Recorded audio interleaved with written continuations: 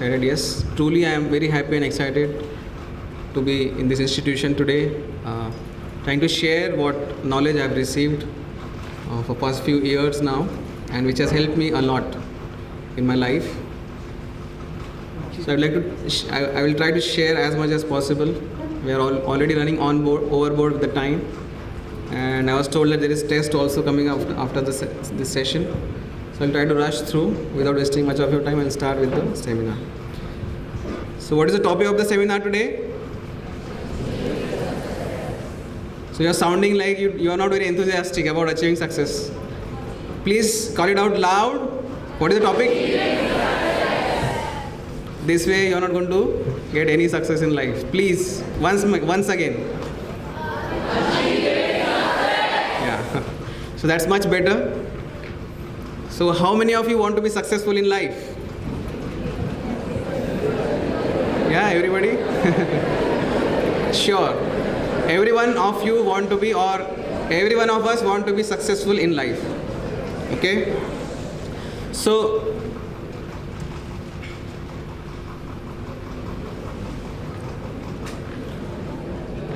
before I go ahead, I would like to introduce all of you to the founder of our institution. The name of our institution is International Society for Krishna Consciousness, and the founder of the institution is His Divine Grace A.C. Bhaktivedanta Swami Srila Prabhupada. He is from India, and he went to America to spread this knowledge, what some of that knowledge you will be receiving today. The whole purpose of his going to America was to mitigate the unhappiness and distress and suffering of the entire humanity on the planet. He tried to spread this knowledge in India, but Indians were not interested at that time, and they were imitating the Western countries. So is the case today. So he went to US at the age of 70 years, penniless. He only had some books, and he had a free passage in a cargo ship. He practically went like a beggar with 40 rupees in his pocket. Maybe it's less than your one day's pocket money. So he went with that, and he started doing Kirtan, Hare Krishna. He tried humbly, putting himself under the order of his spiritual master. And in no time, he attracted so many boys and girls from across the globe. And single-handedly, he established International Society for Krishna Consciousness all over the world. In 10 years, he established 108 temples. He circled the globe 14 times, and he formed this institution with property worth millions of dollars. And the 40 rupees which he took with him, they're still with him. So everything came about, by the blessings of the Lord. And his only purpose in life was to make everybody happy. And that is the sole purpose why I am here today.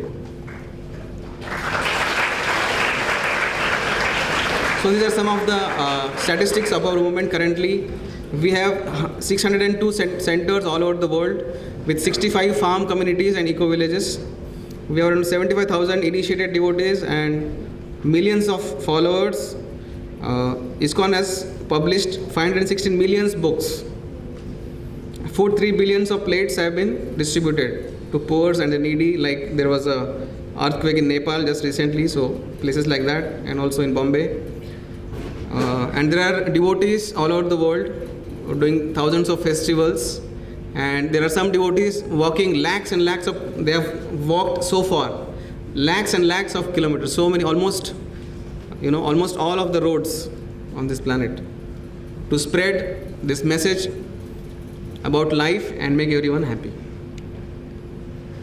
So we're going to discuss about achieving success. First of all, we'll define what is success, then so we'll define success, and then we have to analyze where we stand now and what do we have to do, where do we have to go, the process to go there, the formula for success, and followed by Kirtan. So how, as you said, all of you said that you want to be successful in life.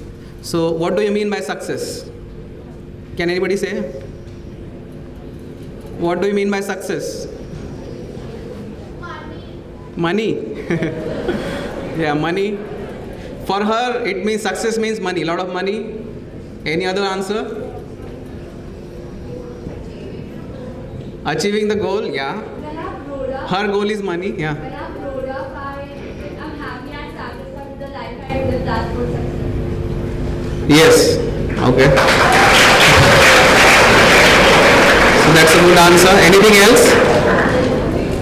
So we'll move ahead. So someone said money, someone said achieving goal in life, and someone said that she should feel happy and satisfied. So that's the goal of life. So success actually is attaining the desired goal, achieving the desired goal, that is termed as success. So what is the goal of life? The next question is then what is the goal of my life? All of you ask yourself, yes? Can you share with us what is the goal of your life?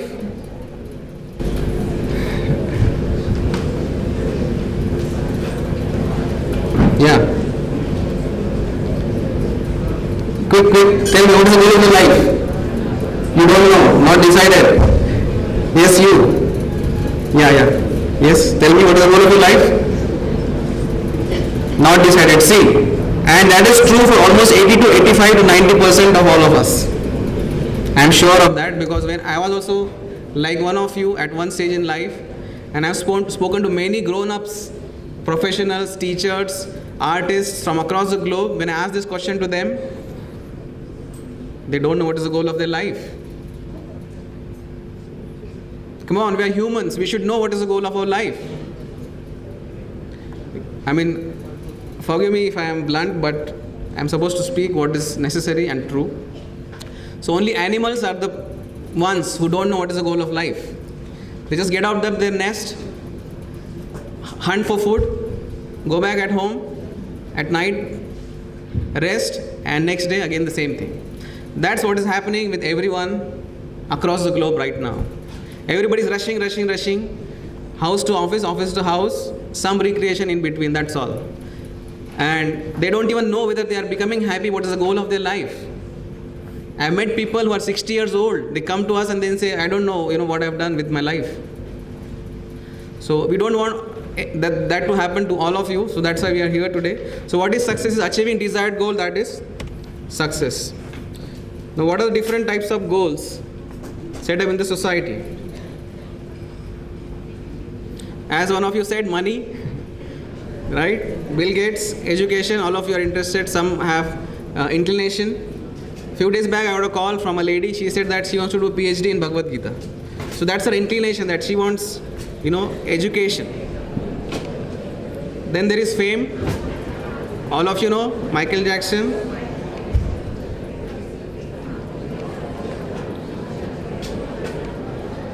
So these are some of the goals which are currently set. So many of the young boys, they want a physique like him. So these are some of the goals which are set up in society. Please come back. So why do you want to be successful in life? Once again, question to all of you, why do you want to be successful in life? Like somebody said that I want a lot of money.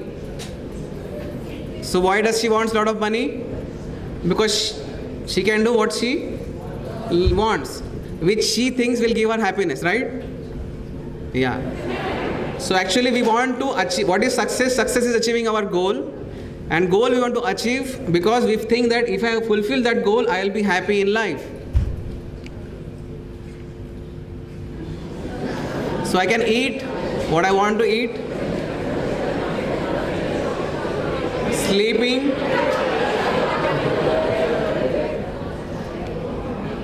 recreation, and defending. So basically all of us, entire human race, is working hard to achieve the so-called goals, to carry out these activities in a sophisticated manners. Coming to next, when we have money, what do? I have spoken to people across the globe. Generally they go for movies, they go for tours, then there are adventure sports, shopping, and eating, right? So that's what all of us want to do when we have a lot of money. So these are the things which people do across the globe, irrespective of their country, caste, creed, religion, profession, gender, and cultural background. So whatever or wherever field the person is working, when he has time, when he feels that I should enjoy, Then he goes out and does these things, either on weekends or vacations, or he takes leaves from office and does these activities. But what is the problem with this happiness? Yes, very correct. Everything ends. Movie ends in 3 hours. You go for shopping, 2 hours. Go for party, get together, 1-2 hours. You go for a one-day picnic, it ends. You go for a tour, 7 days, 15 days, it comes to an end. However melodious the song ends. However beautiful and entertaining the movie is, movie ends. We don't want it to end, but we are helpless, it ends. Next problem is, if you repeat the activity which is giving you pleasure, think of any activity which you love the most, anything. And I guarantee you that if you repeat that activity, the pleasure will diminish in some time. You don't have to tell it, because I know. Whatever you are thinking is happiness, as long as it is on the material plane, that is the nature, it ends. Second, if you repeat the same activity, the pleasure disappears. If you watch the same movie 10 times, pleasure goes down. If you listen to the same song 20 times, pleasure goes down. If you eat gulab jamuns, how many can you eat? 4, 5, 6, 7, 8, 9, 10. After that, you cannot eat anymore. So there is limit to our enjoyment. Guys, come back. And third quality of the so-called enjoyment everyone on the planet is enjoying is that there are side effects. There is a rampant use of cigars, alcohol, tobacco, pan masala. What is happening? If you do these things, there are side effects. Yes, you get happiness, but there are problems. If you smoke, there will be lungs problem. If you eat tobacco, there will be cancer. If you drink alcohol, there will be liver problem. If you eat too much cheese, you will be obese. You will have heart issues. Yes, there is happiness, but then there is problem. There are 3 issues. What are they? The happiness ends. If you repeat the activities, the pleasure diminishes, and if you try to over-enjoy, then there are side effects. You think of anything. So because of these 3 things, whatever you want to do in life, actually, the goal of life should be to be happy. Like the girl said there, goal of life is to be happy. We want to become doctors, engineers, we want to have money, because we think that by having money I can do things which I like and which give me happiness. So actually the goal of life should be to become really happy. And if you really can become happy at the end of your life, you should say that my life is successful. Now all the things sought after in Western countries, they have reached the summit, luxurious houses, skyscraper buildings, jet planes, gadgets.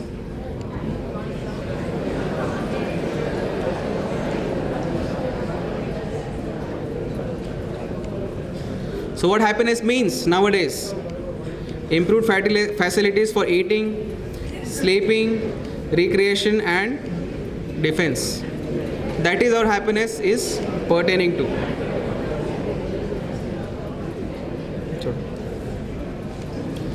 But in spite of so much advancement nowadays, what do we see? We thought that technology and education and advancement in science will help all our problems, but what is happening? In spite of advancement, unfortunately, modern day humans are dissatisfied, full of anxiety, stressed, depressed, and above all, unhappy. So how does it matter whether you are richest man on the planet? How does it matter if you are Wimbledon champion? How does it matter if you are a Bollywood superstar, if you are not happy at the end of life? So the goal of life should be to become really happy. So you see these successful, famous stars. All of you know Parveen Babi, so famous. At one point in time, she had thousands and lakhs of admirers. Please listen to this is an important point. She was, so to say, successful, but at the end of her life, she went into depression. She had a disease. She thought somebody was going to kill her all the time. She used to lock herself in the room. And when she was dead, nobody knew. When actually the smell started coming out of her room, then only people knew, and police broke her room, and then that's how she was discovered dead. Is this success in life? Michael Jackson, he was found dead, overdose, and these 2 celebrities, they committed suicide. So to say successful, what many people and many personalities aspire for. All these guys, they got it, but at the end, they were not happy. So please think about this, what you really want to be in life, what is really the goal of your life. I'm sure most of you don't know what is the goal of your life. You're just going with the flow. What my friend is doing, what the society is saying, just go and do it. So we are not saying don't do what you're doing, but there is a way to go about it. So Arnold, he was Mr. Universe for so many times, but look at him now. So this is reality of life. This is temporary. We should seek something which is permanent. Anybody knows who is this person? It's Warren Buffett. At one point in time, he was the richest man on the planet. He got rich by investing in stock market. What is he saying? Money improves your life only up to a certain point. So money actually should not be the goal of life. This is Lakshmi Narayan Mittal. He's from India. He is known across the globe as Steel Giant. And what he's saying? Money has not changed my life much.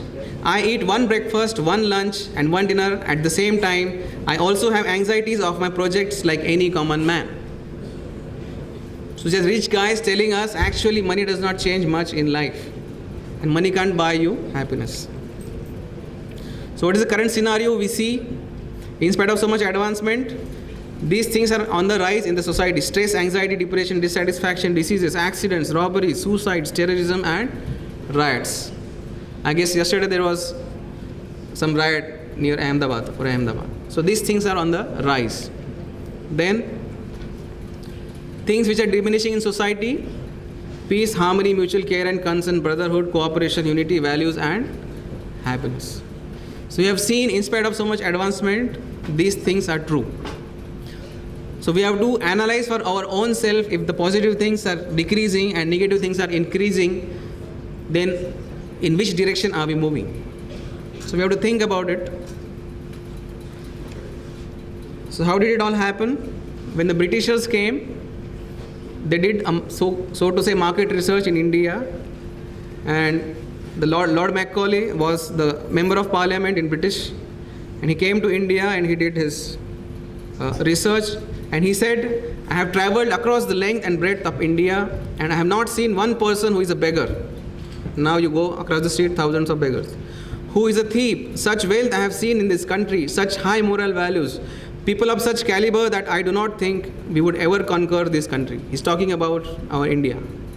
Unless we break the very backbone of this nation, which is our spiritual and cultural heritage, and therefore I propose that we replace our old and ancient education system, our culture, for if the Indians think that all that is foreign and English is good and greater than their own, they will lose their self-esteem, their native culture, and they will become what we want them, a truly dominated nation. And actually when they came, that's what they did. They tried to translate literatures or scriptures in local languages.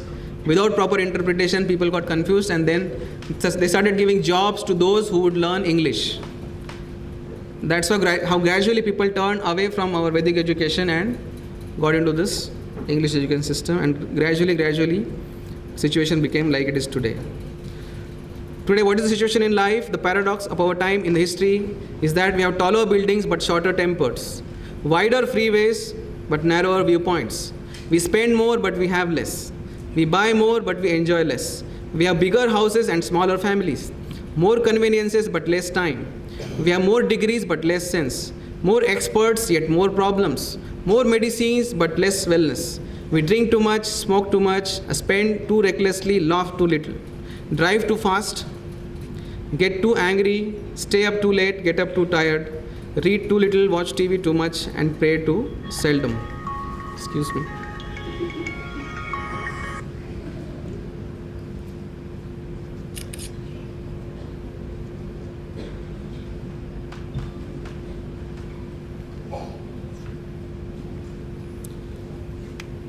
So we have multiplied our possessions but reduced our values. We have learned how to make a living but not a life. We have added years to life but not life to years. This is the situation now.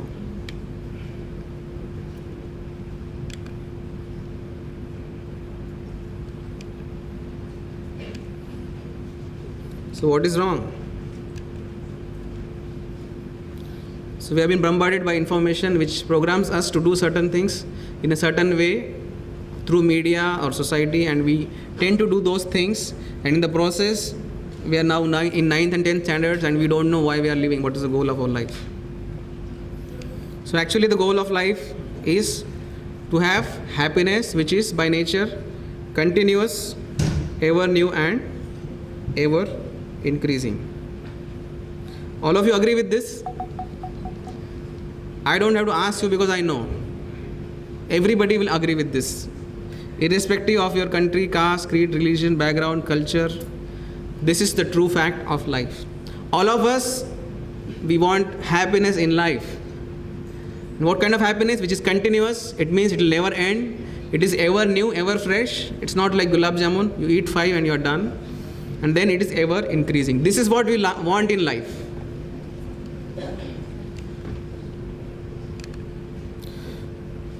So what should be the goal of life? I'm asking you again now. What should be the goal of life? I want a loud happiness. Yes. So happiness is the goal of life. What kind of happiness? Which is continuous, ever new and ever increasing. It was there in your hearts but you did not know. Now that you have discovered what you want in life. Many times example is given in scriptures. It's like a deer. Deer in the forest. There is a musk at his belly. But when the fragrance comes, deer thinks, where is this fragrance coming from? The deer is running through the jungles and jungles to find where the fragrance is coming from. But the fragrance, where is it? It is inside.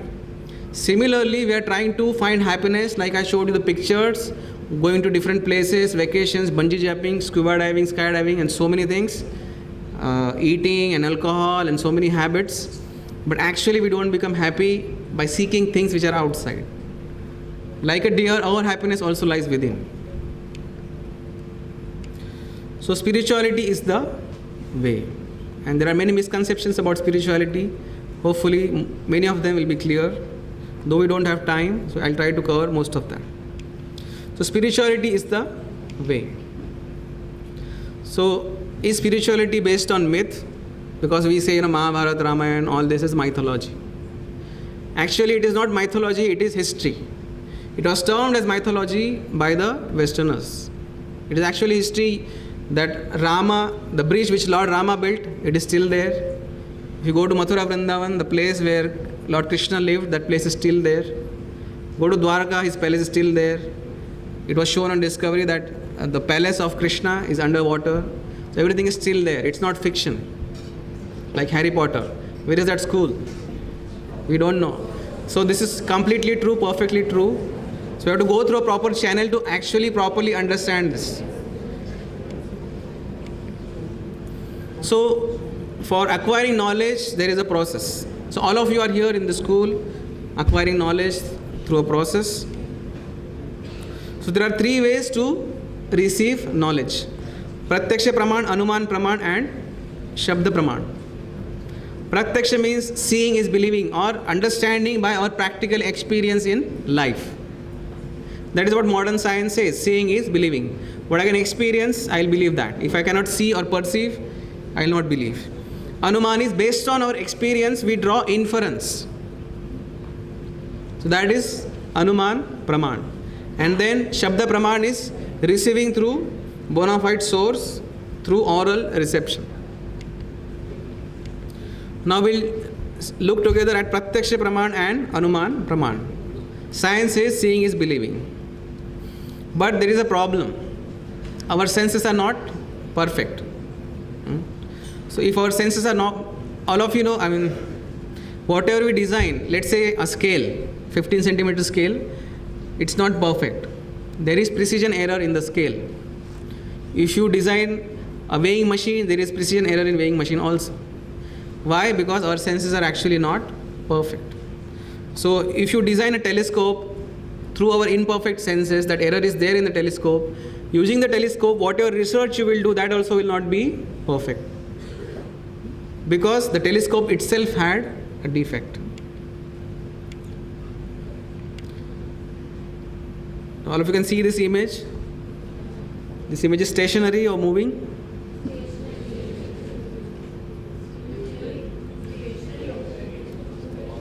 You can't see it moving? Optical illusion. This one? Can't you see it rotating? Some who can see? I'm sure some of you are seeing some portion of the image is rotating, right? If you look at different portions of the image, you will see that it's rotating. Believe me, there is no animation in this image. It's a stationary image, but it's the defect in our eyes which makes us see that it is moving. Are these lines parallel?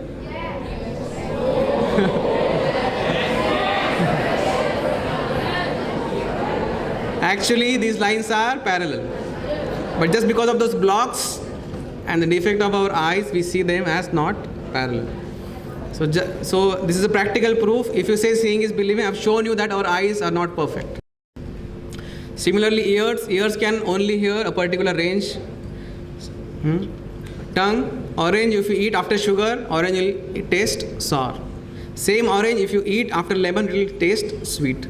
Skin, same water touched with warm hand appears cool and touched with cold hand appears warm. So we have our limitations with our senses. That's why we cannot actually acquire real knowledge, perfect knowledge through our limited and imperfect senses. Then we have tendency to commit mistakes, all of us. So first defect all of us have is we have imperfect senses. We have tendency to commit mistakes.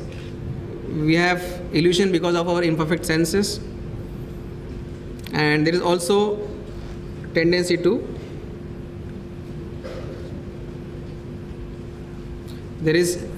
cheat in all of us to some extent. So can we receive true knowledge through Pratyaksha Praman and Anuman Praman? We just saw when our senses are not perfect. So whatever error is there is going to percolate in whatever we do, whatever we devise. So now coming to Shabda Praman. A simple example. There is a small baby.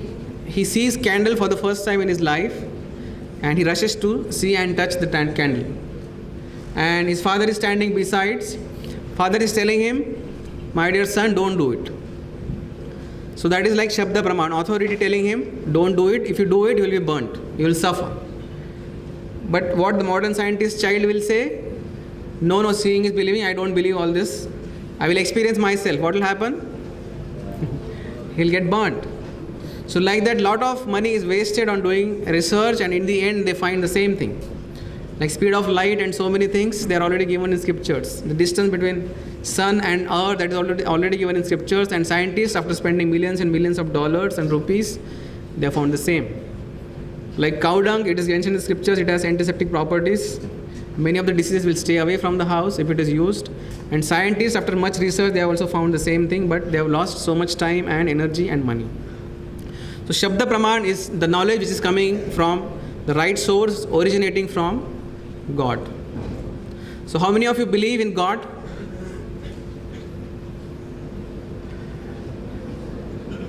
Yeah, good. It's a good percentage. So actually real knowledge is coming from God through the line of disciplic succession.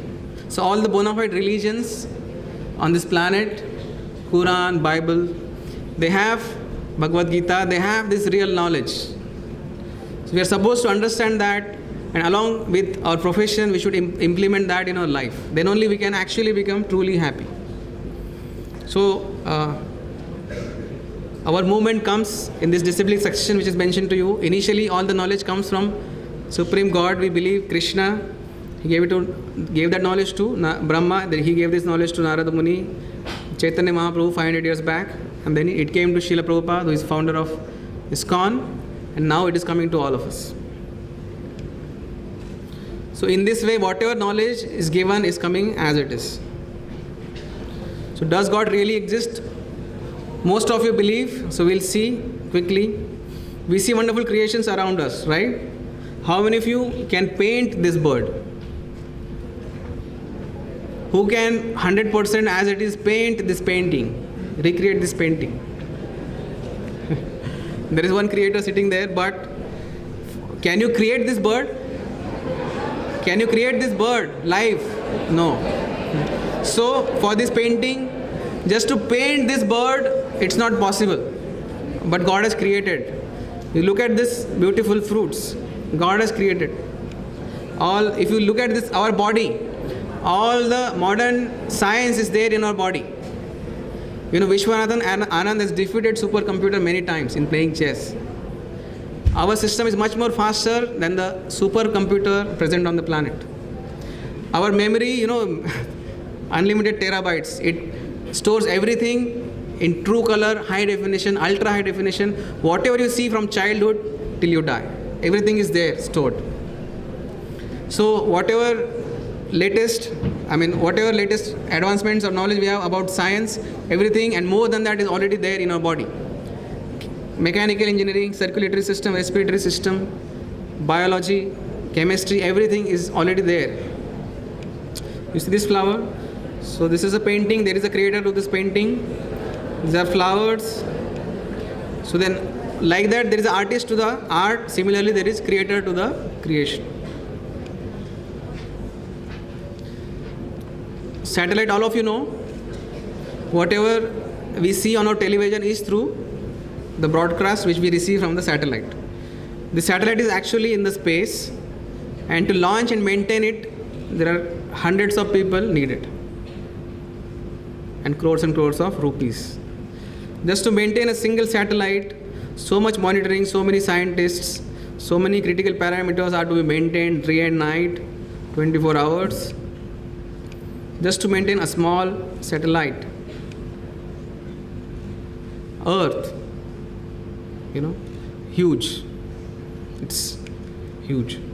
Earth is revolving in the space around the sun. Where is the laboratory to maintain Earth there?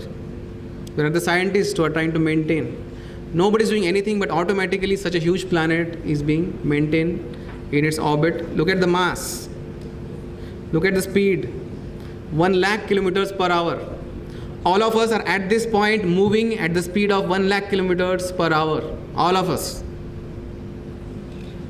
Earth is moving. Who is maintaining this? Who is creating this equilibrium? Who is maintaining this? It's God. So this one Earth in one solar system, there are many solar systems in one galaxy, and there are many galaxies in one universe. This is huge, tremendous creation which we can't even fathom. So who is maintaining this? Who is creating this? Sun goes at night, comes back in the morning. Who is doing that? So it's God. Who is in control? So like that, there are creator for these things. Similarly, there is a creator to this creation. Any creator implies a creator. So let's see what do the best of the scientists feel. Lord Kelvin, what does he say? If you think strongly enough, you will be forced by science to believe in God. Who's this? Einstein. There is a perfect brain behind all the natural and physical laws.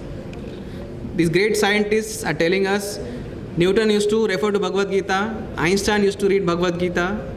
Newton also believed that I do not know what may appear to the world, but to myself I seem to have been like a boy playing at the seashore and diverting myself it now and then, finding a smoother pebble or a prettier shell than ordinary, whilst the great ocean of truth lay all undiscovered before me. We are tiny creatures sitting in this hall in Juhu area, in Bombay, which is in Maharashtra, which is in India. India is in Asia, which is on planet Earth. Earth is a part of a solar system. There are many solar systems like that in a galaxy. There are millions of these galaxies. What can we know about other space? We only have limited knowledge. So that's why we have to depend on the right divine source to know what is the true meaning of life and what is real knowledge. So, but we are not able to see God.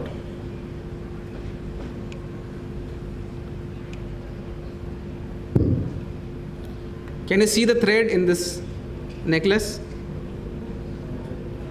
Can you see the thread? Is the thread there? Yes, it is there. So any intelligent person will know that there is thread which is supporting behind the scene. Similarly, so many systems are there. Rainy season, winter season, so many. Unlimited systems are there, digestive system, so many reactions. All are happening, all are designed perfectly well. How does it happen automatically? It's not possible. And if you say seeing is believing, like Newton did an experiment, he sat under a tree and apple fell, he thought there is a force and he believed that there is a force. And that's why he did his experiments, and based on the experiments he concluded that yes, there is a force. Similarly, we don't say what we are saying is true. You may take it as a hypothesis, taking it as a scientific process. And there are certain experiments you experience for yourself. You see whether it applies or whether it's true or not. And then you believe it for yourself. Like when we started, we also were like one of you, students. But there's some questions in my mind about life which made me inquire, go to different places, different spiritualists. And ultimately I came to Bhagavad Gita, which I believe is directly given by God. And it has helped me and helping millions and millions of people across the globe. So formula for success. Now, all of us know what is the goal of our life. What is the goal of our life? Happiness. What is the nature of this happiness? 3 characteristics. Continuous, ever new and ever increasing.